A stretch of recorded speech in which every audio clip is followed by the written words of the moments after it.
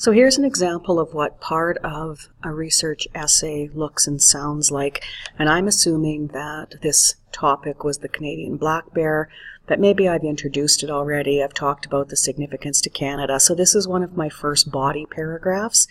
Notice how I begin as a writer. The Canadian black bear is one of 4 distinct species of bear found within Canada.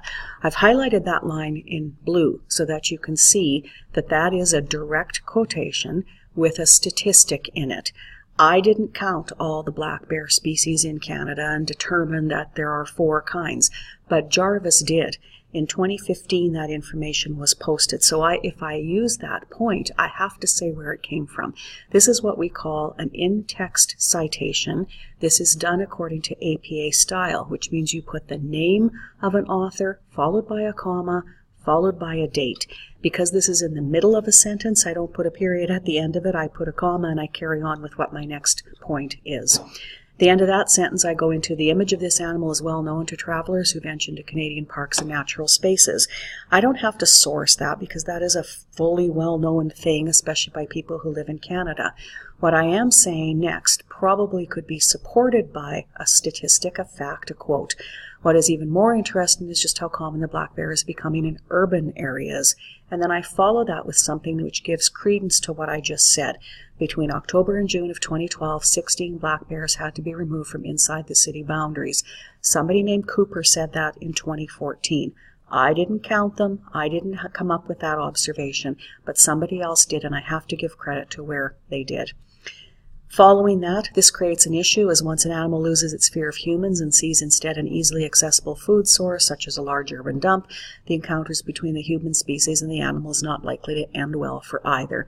Those are my words. That's my observation.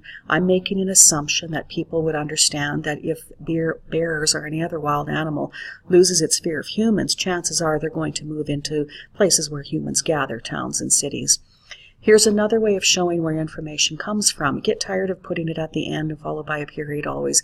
So here's another way to do it. According to McCullough in 2014, once a black bear realizes that the ordinary garbage thrown out by most homeowners includes tasty morsels, it will come to rely on this food source instead of its more natural diet.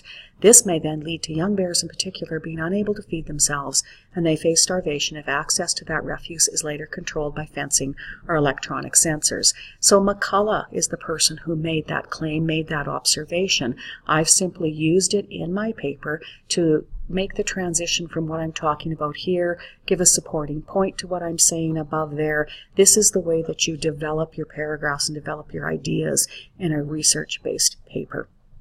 Following along, police officers and conservation officers are becoming increasingly alarmed in and around the city of Prince Albert about the growing number of reported incidents of black bears taking aggressive predatory swipes at people who have just driven out to dump their garbage in the municipal garbage zones. And then I have a quote from a first primary source here. Mr. McNabb actually said this, and I pulled it out of an article or out of a newspaper article or something. It came right at me. It was not afraid, and I had to throw my bag of mostly compostable vegetable peelings at his head in order to run back into my truck.